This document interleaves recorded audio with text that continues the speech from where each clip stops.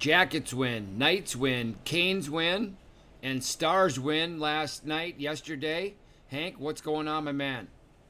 What's up, Coach? How we doing? Yeah, it's been a crazy start to the real playoffs this week. Especially with the overtimes. I didn't anticipate the first games going into the deep, overtimes that we saw. They almost played three games the other night, They almost played three Columbus and games. Tampa. Yep, they played two games in a period, and obviously great hockey and fun to watch, especially for the first game. Came right out of the gate and wham, and right in our face. They're going to five OTs and had to push Bruins and Canes back to the next day, which obviously is another contentious point that we got to talk about because Rod Brindamore, who's sticking up for his team, I love him. You gotta love Rod Brindamore and his passion and his compete level. But Yep. he takes on a $25,000 fine for a few comments that he made. And he's the man, that's what he wears hard on his sleeve. I think he's one of the best coaches in the league right now because of how much trust he has with his players. Like he's a coach that everyone wants to play for. Kind of, we were talking a little about Tortorella, where maybe he gets a bit of short-term, gains out of that stuff. But Rod Brindamore is kind of like the guy that you play in, night out for that guy. And he obviously, he was a player and won the cup with the Canes, right? So, he has some fire going in there. He definitely They has look a good, true man. understanding. He has a true understanding of what the players are going through. He was a heart and soul captain of the Canes. Obviously, a storied career. Started out in St. Louis and then Philadelphia and then the Canes. But his team right now is, in my estimation, playing good hockey. I'm enjoying what they're doing. Um, I think the Bruins, if they can just kind of get over the hump a little bit, but of course, Pasternak being out did not help their cause by any means. But Yeah. Sick goal, though, in overtime, man. What a goal. I mean, the tic-tac-toe play. It looked like they were in the first period. It was nice. I think when the Bruins catch their stride, they're going to be real tough to beat. They're I don't know. I don't know if it's gamesmanship. I think it is a little bit of gamesmanship. Because Brad Marchand starts the playoffs by saying, oh, don't look at the Bruins. Look at us, a bunch of old guys. Like we're gonna suck. And I don't believe it for 1 second. They've been training just as hard, and they just want the media kind of off of their backs a little bit, and so smart play because everyone kind of has been jumping onto this youth train a little bit, and we've seen it work, but. Especially with the Knights and Blackhawks series. That's an interesting one. And I watched that game last night. It was crazy. It's a great game. Yeah, how about the goal by Wenberg? Sick. I mean, everyone practices that move all the time at stick and puck, and it takes you like 3 times as long, and there's nobody around you. But to do that at full speed, through two defensemen, and then have the wherewithal to tuck it in, like, that was sick. Yeah. I hear a lot of people saying that how great a goal that was, which it is. It's a great goal. It's a great individual effort goal. He makes a great Yeah. play, gets to the middle, he's going down, chips it to the far side, and it was a beautiful goal. But I have to make mention of a goal that I really liked last night. Dylan Strome scored a goal for the Chicago Blackhawks on a great play from DeBrincat and Patrick Kane, Oh. and so the puck goes from DeBrincat to Strome, or actually, it goes Strome to DeBrincat all the way over to Kane on the far side. He threads the needle. I do not know how that gets through. Yeah. And then Kane throws a backhand pass across the top of the crease, and Strome is coming back to the net and just taps it into a wide open net. When it comes to hockey, goals like that, I really get excited about. That's a hockey play right there. Yeah, and people think that is so easy too. I mean, the way they made that look was just crazy. And Kane's backhand pass to the back door on Strom, I mean, I sure as hell would miss that in practice. I think a lot of other people would. That's not just an easy dish. I mean, Kane ripped that backhand pass, absolutely lasered it to the back door, and Strom's there, stick on the ice, taps it in. That's what coaches tell you every day in practice. Keep your stick on the ice. Puck will find you. I So, mean, any that's a other crazy thoughts goal. from yesterday before we head into what's going on here today? Well, I think thoughts from Monday are still lingering with me. The freaking Rangers getting the first overall pick. So, that that was a sour day for me. It is what it is. Rangers got Kako last year, number two. Now they get Lafreniere at number one. I still think they miss the playoffs for the next 5 years. But until they figure out the goalie situation, their goaltending is not looking good unless Gorgiev can really take the name. But yeah, I'm pissed. I'm pissed. Well, I think I don't even know what to say. Like I don't even know if I have a take right now because everything is so messed up with how things are going. And obviously the break and then coming back and then the preliminary Right. games and then now into the final 16. So to throw in a draft lottery in a second phase of the draft lottery, which those teams that lost out in that had a chance. All the teams that were actually trying to play into the playoffs had a chance. To me, it just doesn't seem fair. Doesn't Yeah. seem right. And there's some teams that should definitely be upset. Uh, 100%. You you know, kidding me? Like, I mean, just yeah. I mean, just the fact that teams even had a chance to get the first overall pick when they're in the playoffs. Just it is what it is. But the expansion draft coming up next summer, teams are going to lose some good players. So well, we'll have a it's similar all. situation to Hmm. when the Knights came into the league and of course had a great run. I think the fun part about the league right now is that teams that do come in right now, they're giving them an actual chance to have success right away, which allows them to create a fan base, which allows them to fill the seats and not only have success on the ice, but have success financially as an organization, which is so huge in today's climate. So Yep. I'll be interested to see how Seattle reacts and handles that. One player that I think uh, has been a unbelievable get for the Knights through that uh, expansion draft process in an unprotected player was Alex Tuck. Alex Tuck has just been an unbelievable force for the Knights. In some ways, he's a little bit of a silent assassin. He plays a physical up and down game, and sometimes when you watch him, you don't think you're like, he's a big, strong forward going up and down the ice, but he all of a sudden he flashes some Yep. skill and scores a big goal the other day. I expect the Seattle Kraken to have a couple players of his caliber coming in right away, which will help and bode well for them in their success. Yeah, and then Riley Smith too, and Marchessault. Those guys, I mean, they play as a line very well together. Obviously, Riley Smith and Marchessault connecting last night on the overtime goal. Let's talk. I mean, we haven't spoken really since last week about who's out of the playoffs right now. You got Sidney Crosby, Malkin, Connor McDavid, Leon Draisaitl, probably at least the top four. Some of the top four players in the world. They're sitting out watching from the sidelines, and Well, you can that's add Austin Matthews to the mix there. Matthews, Marner, that too. I mean, I completely forgot about that series. That was crazy. I think the Leafs were pretty sore about that one for a while. Well, they should be Um, sore. They're awful defensively. I yeah, watched that series very closely. I think it was, to me, I was watching because, Columbus had a destiny date with Tampa again. I'm sorry. That's just, yeah, after what happened last year where they bounced the Lightning out in four. yeah, There was a destiny date, and I had mentioned that to a couple of friends of mine, and they got mad at me. They're Leafs fans, and it just the way the Jackets play defensively, the way they play a 200-foot game. I'm sorry, the Leafs can't compete with that because they don't play a 200-foot game. They play a very offensive style. They try to get up the ice, but they're not a good transitional team. They do not do a good job of getting the puck in transition quickly while the other team's not ready for it.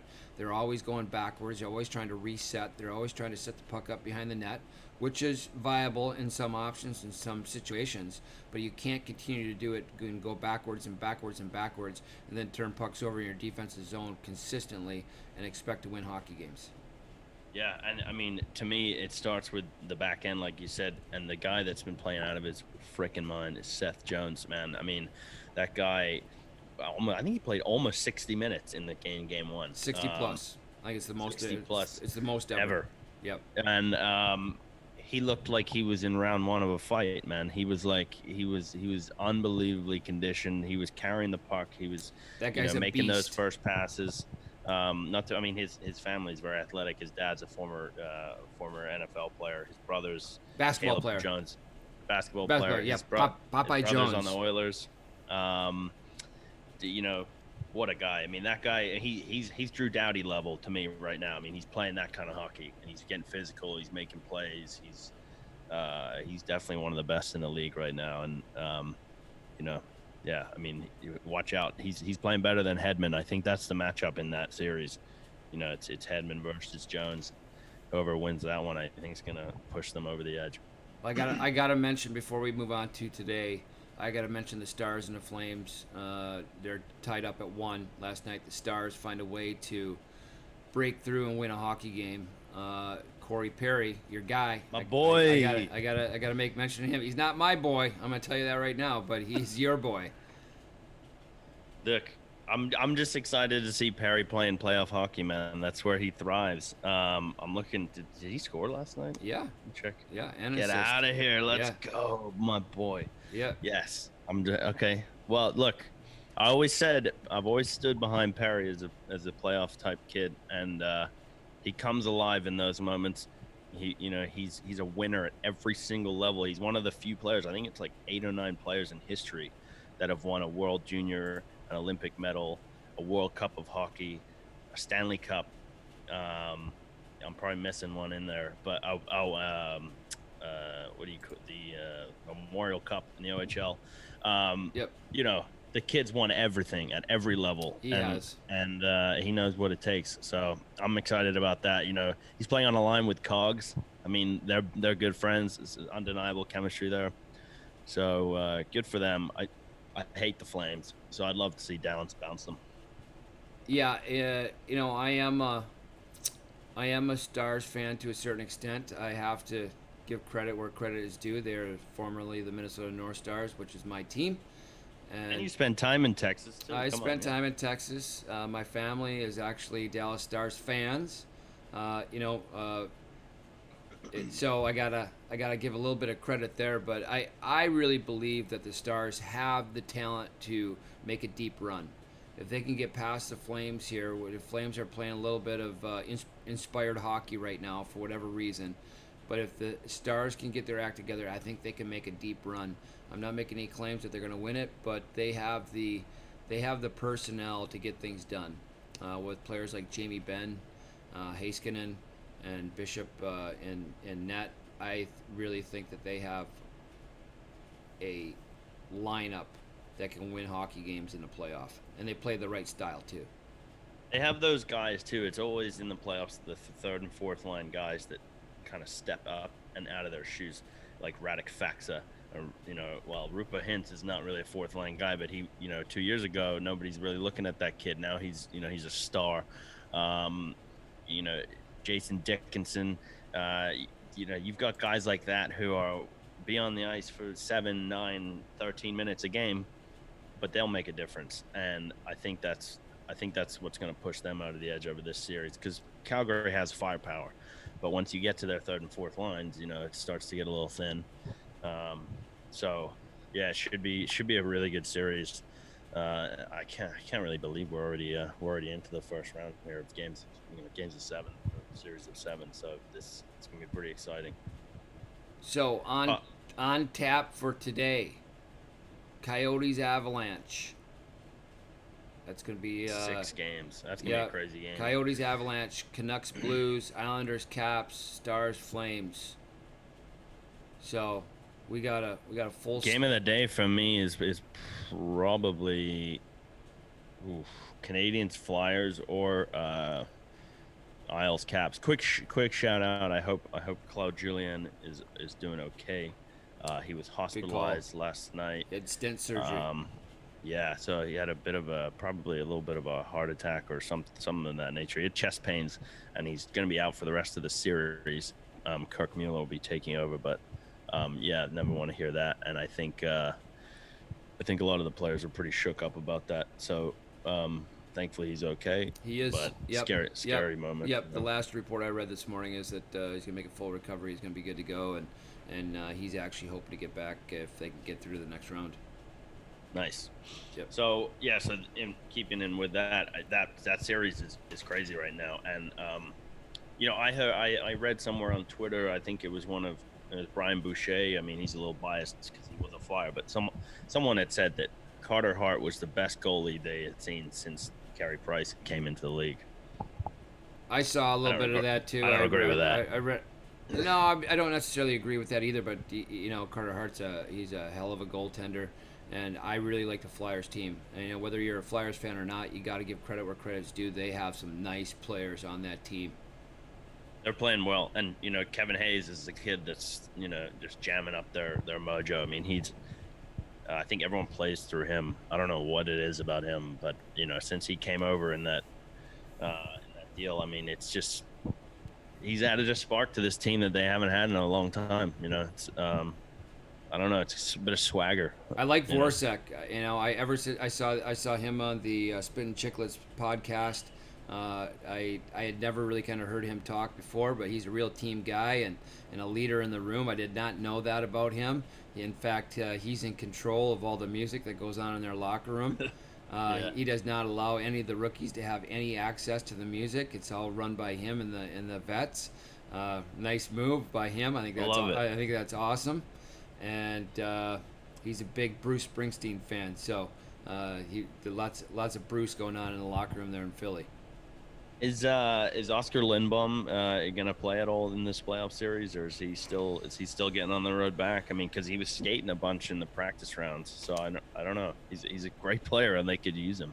Yeah, well, he would definitely be a boost to their lineup. But for right now, they're playing without him. So I have not read anything as of late on what the prognosis or what the timeline is for him. So maybe They're pretty quiet on it. I'll look into that a little bit today here, and maybe if we do something over the weekend here, we can kind of update everybody on that.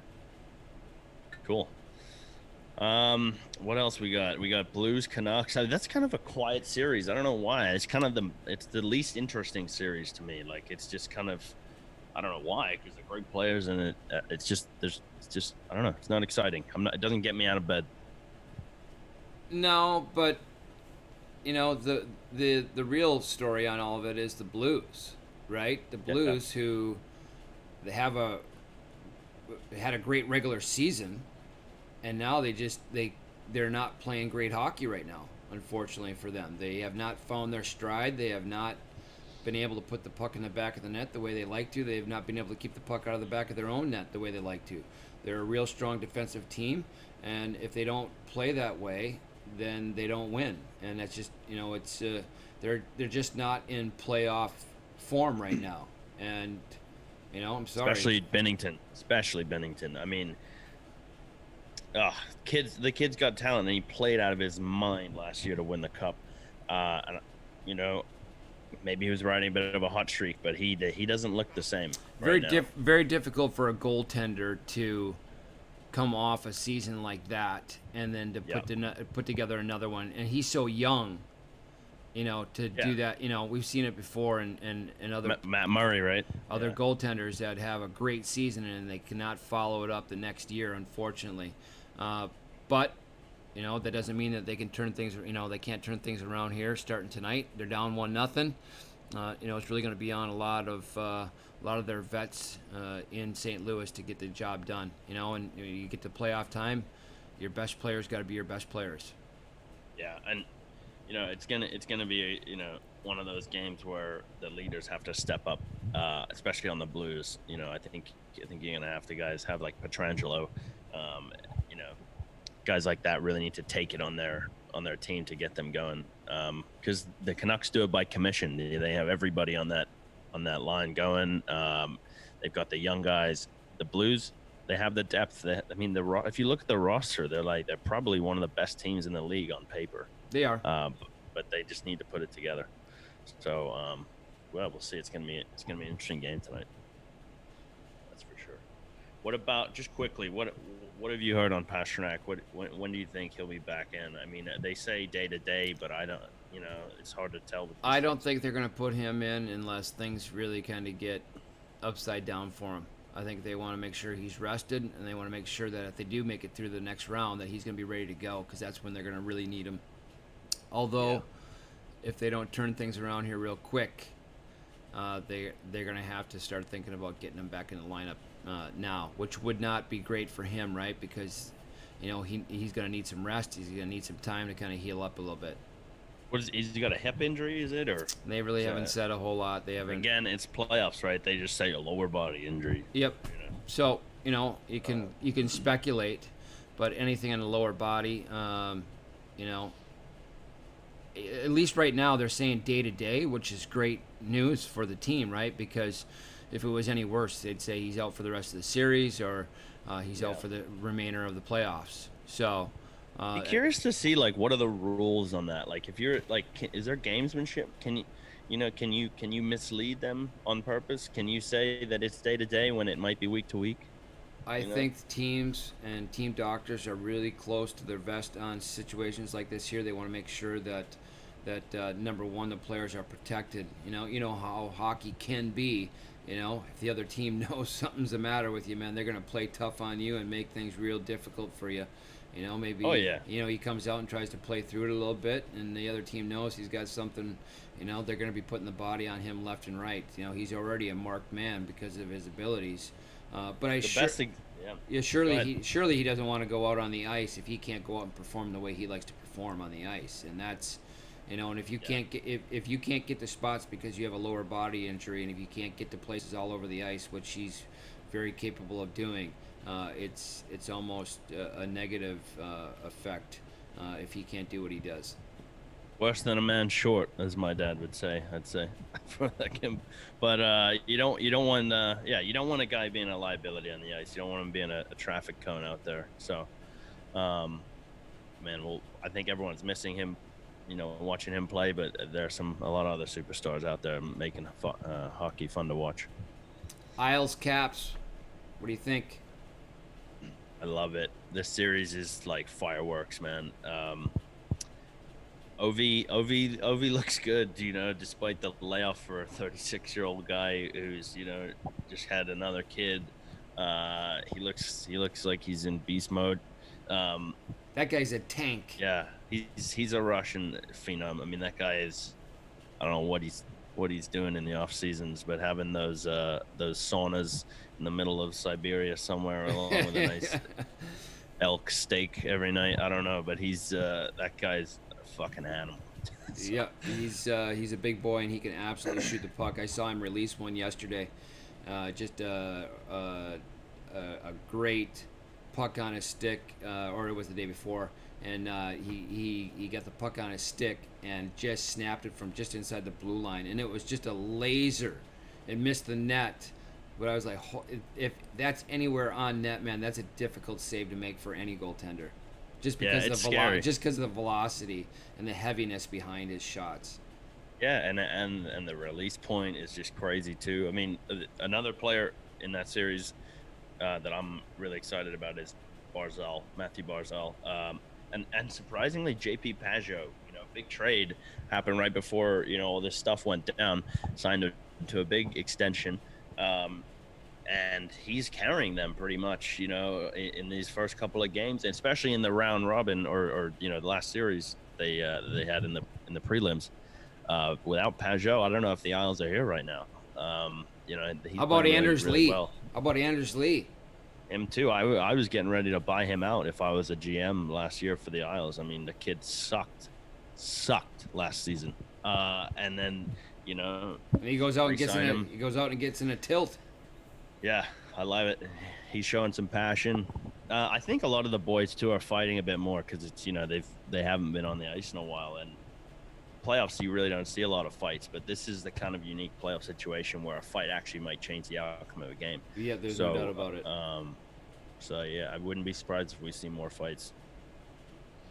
Yep, I like the Islanders' chances. I think they have a team that can beat the Caps, but if the Caps get their act together, they're such a offensive juggernaut. But they got to get all the cogs and pieces moving in the right direction there. They have so much firepower on on that team. Yeah, it's going to be if they get going, watch out. They're going to be difficult to beat. Well, I don't know, Hank. I think that's it for us here today, unless you got something else. That's it. I'm excited. We got 6 games on the slate today, or was it 5? 5 games, and then another 5 tomorrow.